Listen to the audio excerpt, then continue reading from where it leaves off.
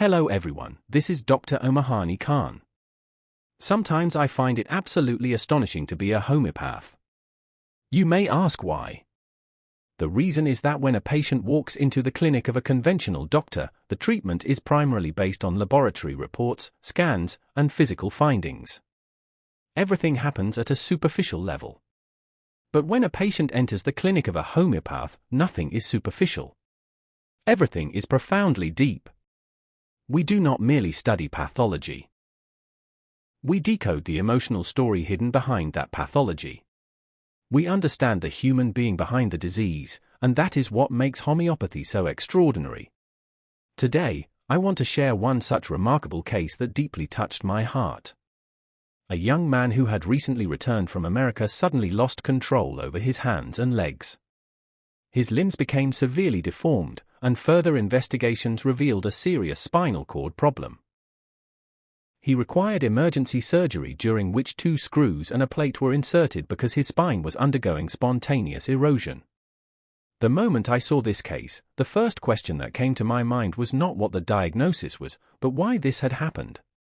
As I explored his emotional history, the answer slowly unfolded. He wanted to continue living in America, but his mother insisted that he leave everything behind and permanently shift back to India with the family. Out of respect, he obeyed. Every single day he spent nearly an hour standing in overcrowded public transport to reach his office and another exhausting hour standing on the way back home. During those moments, he experienced intense anger toward his mother, yet he suppressed every bit of it. He would repeatedly tell her, "You brought me back from a life where I was happy, and now I am suffering mentally and physically. I no longer feel fresh or alive." This emotional struggle continued silently for almost an entire year. His pathology was already expressing suffocation at the emotional level long before it appeared in his spine. Then one day, that suppressed suffering manifested as a severe physical disease. This case taught me a lesson I will never forget. Freedom is one of the greatest forms of love. Taking care of your children is not the same as giving them the freedom to grow into the people they are meant to become.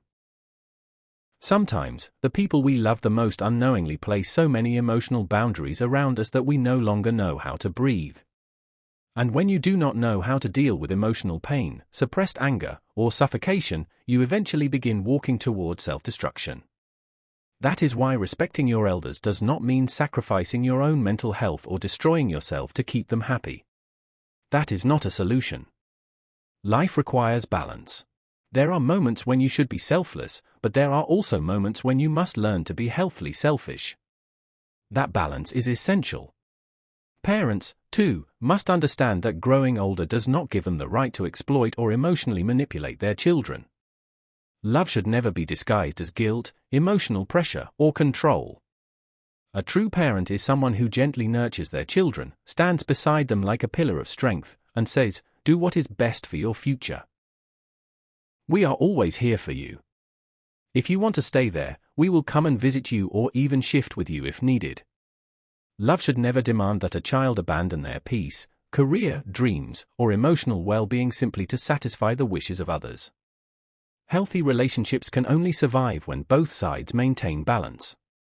Without balance, there is only destruction. Had this patient consulted us during the early stages, when he was only struggling with suppressed anger, anxiety, emotional suffocation, and an inability to manage his feelings, we could have guided him, counseled him, and treated him before the disease reached such a devastating stage. Unfortunately, many people believe that emotional suffering is not serious enough to seek help. They think, it's only anxiety. It's only anger. It's only emotional suppression. It would be embarrassing to consult a homeopath for something like this.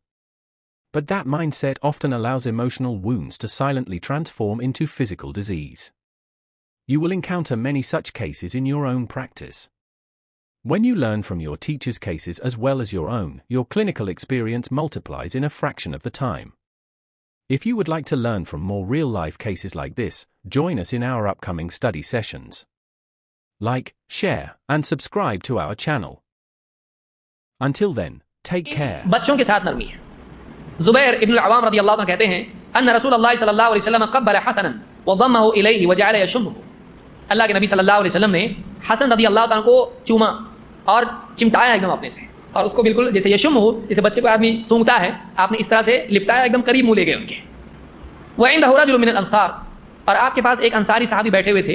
فقال الانصاری, تو وہ انصاری صحابی کہنے لگے, ان علی ابنا قد بلغ ما قد بلغ, میرے بیٹے ہیں اتنے سارے اور بہت بیٹے ہیں.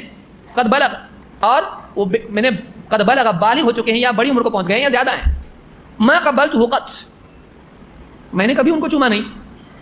یعنی اللہ کے نبی صلی اللہ علیہ وسلم نے اپنے نواسے کو لے کے چوما, پیار کیا, ایک دم لپٹا اپنے سے.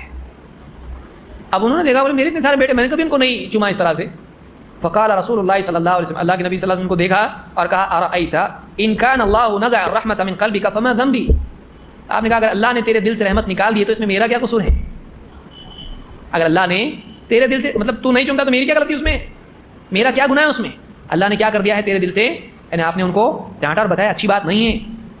بہت سارے لوگ بچوں کو ادب میں رکھنا چاہیے, ٹھیک ہے, بچوں کو پیار سے قریب بھی رکھنا چاہیے, ورنہ بوڑھا ہونے کے بعد وہ آپ کو ادب میں رکھیں گے. ایسا ہوتا ہے نا, بچہ بھولتا نہیں ہے, بتا تم نے ایسا ایسا کیا میرے ساتھ میں, بیٹھو کونے میں. تو پیار اگر بچے سے کیا ہو, بچے کو یاد رہتا ہے میرے ماں باپ میرے ساتھ محبت کا سلوک کرتے تھے, ڈانٹتے بھی تھے, دھلا بھی کرتے تھے اگر 10 سال کا ہونے کے بعد نماز نہیں پڑھا تو, لیکن کیسا ہے میرے ماں باپ بہت رحم کرنے والے, محبت کرنے والے تھے. تو یہ چیز جو ہے اولاد کے ساتھ ہونا چاہیے. امام الحاکم نے اس کو روایت کیا ہے, اور امام ادھابی نے کہا کہ بخاری مسلم کی شرط پر یہ حدیث ہے, یہ صحیح حدیث ہے.